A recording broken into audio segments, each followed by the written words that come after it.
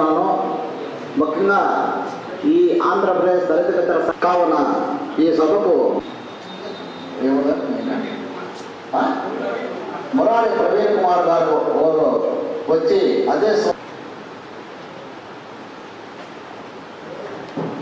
అందరికీ జైలు సంతోషంతో అందరికీ శుభాకాంక్షలు.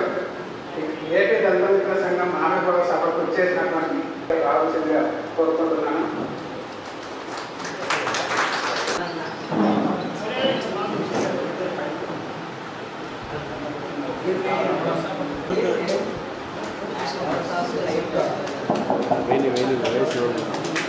కొంచెం ఫోటో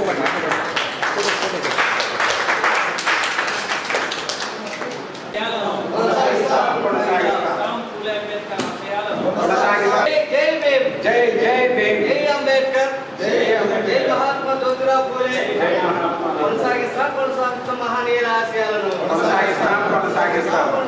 మనసే మహనీయుల ఆశయాలను ఎస్సీ మైనారిటీల ఐక్యత, ఎస్సీ మైనారిటీల ఐక్యత.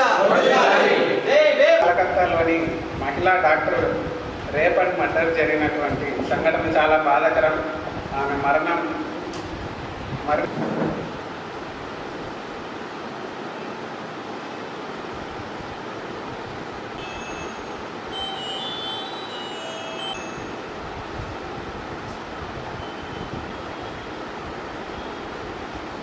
ఆ పాపను మళ్ళీ పిలిపించి రీజైన్ ఆర్టీఓతో అదే సోషల్ వెల్ఫేర్ వాళ్ళతో శిశు సంక్షేమ వాళ్ళతో మాట్లాడి ఆ సర్పంచ్ను ఆ ఎమ్మెల్యేని పిలిపించి కౌన్సిలింగ్ ఇచ్చి ఆ పాపను మళ్ళీ రీజైనింగ్ చేయడం జరిగింది. 2 సంవత్సరాలను కౌన్సిలింగ్ ఇప్పించి సోషల్ వెల్ఫేర్ వాళ్ళతో శిశు సంక్షేమ శాఖ ఆర్టీఓని పిలిపించి ఆ సర్పంచ్ను ఎంఆర్ఓను రౌండ్ టేబుల్ పెట్టి ఆ పాపను మళ్ళీ జాబ్ ఓపెన్ చేసినాం.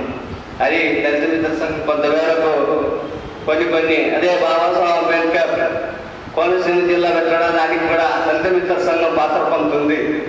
2 కడప జిల్లా మొట్టమొదటిసారిగా అంబేద్కర్ జిల్లా కావాలని కోరింది కూడా దళిత మిత్ర సంఘం కడప జిల్లా తెలియదు, కానీ మస్ట్ అయితే నేను అనుకుంటాను.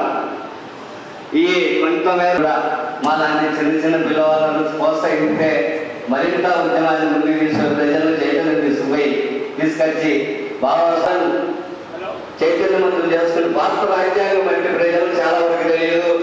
అది కూడా అందరికీ జై భీమ్. మీడియా మిత్రులకు, నా సోదరులకు అందరికీ జై భీమ్.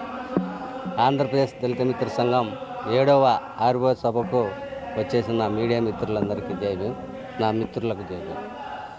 ఈ సభ 2017 సంవత్సరంలో స్థాపించబడింది. ఆంధ్రప్రదేశ్ దళిత మిత్ర సంఘం ఎస్సీ ఎస్టీ బీసీ మైనారిటీలు ఇతర పేద వర్గాలను కలుపుకొని బడుగు బలహీన వర్గాలకు రాజ్యాధికారం అంతిమ లక్ష్యంగా పోరాటం చేయడానికి ఈ సంఘం స్థాపించడం జరిగింది.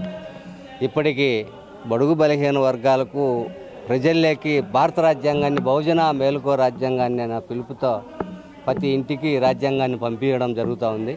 అదేవిధంగానే ప్రజా సమస్యల పట్ల కానీ ఎస్సీ ఎస్టీ బీసీ మైనారిటీలకు ఏ సమస్య వచ్చినా ఆంధ్రప్రదేశ్ దళిత మిత్ర సంఘం ముందుండి కొద్దిగా పోరాటం చేసి కొంతమేరకు న్యాయం చేసేదానికి ప్రయత్నిస్తూ ఉంది. కాబట్టి అందులో భాగంగానే మహాసభ నిర్వహించుకుంటున్నాం. మేము ప్రభుత్వానికి కొన్ని డిమాండ్లు మేము పెట్టినాం. ఆ డిమాండ్లు మీడియా ద్వారా మేము తెలపాలనుకుంటున్నాం. రెండోది, ఎస్సీ ఎస్టీ బీసీ మైనారిటీలకు మెట్ట భూమి అయితే 5 ఎకరాలు, సాగు భూమి అయితే 2.5 ఎకరా పేరుతో ప్రభుత్వం ఇవ్వాలని ఒక డిమాండ్.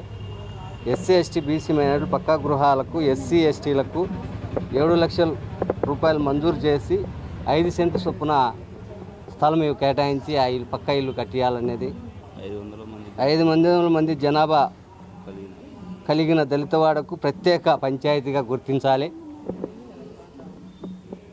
రాష్ట్ర వార్షిక బడ్జెట్లో ఎస్సీ ఎస్టీ మైనారిటీల వాటా ప్రకారం సప్లాన్ నిధులు సక్రమంగా ఖర్చు చేయాలని ఒక డిమాండ్. వాటా ప్రకారం రాష్ట్ర ప్రతి ప్రాథమిక పాఠశాలలో ఉపాధ్యాయ పిల్లలకు అంబేద్కర్ భారత రాజ్యాంగాన్ని గురించి ఒక సబ్జెక్టుగా పెట్టి అవగాహన కలిగించాలని ఒక డిమాండ్. ఎస్సీ ఎస్టీ నిధులు ఇతర వర్గాల శాఖలకు ప్రభుత్వం మళ్లించకుండా జస్టిస్ పున్నయ్య కమిషనర్ ప్రకారమే ఎస్సీ ఎస్టీలకు మైనారిటీ పథకాలు అమలు పరచాలని, ప్రతి గ్రామ సచివాలయంలో ప్రత్యేక అధికారిని నియమించాలని డిమాండ్ పెడుతున్నాం. అదేవిధంగానే రాష్ట్రంలో గురుకుల పాఠశాలలో డిగ్రీ తరగతులు ప్రవేశపెట్టాలని డిమాండ్ 8 డిమాండ్లతో మేము ముందుకు పోతా ఉన్నాం.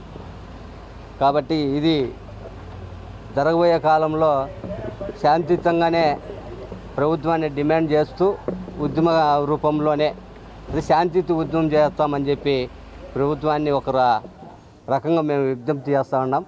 మీరందరూ కూడా దానికి సహాయ సహకారాలు అందించాలని, మీడియా మిత్రులకు కూడా మాకు సహాయ సహకారాలు అందించాలని మరొకసారి కోరుతూ సెలవు తీసుకుంటాను. జై భీమ్.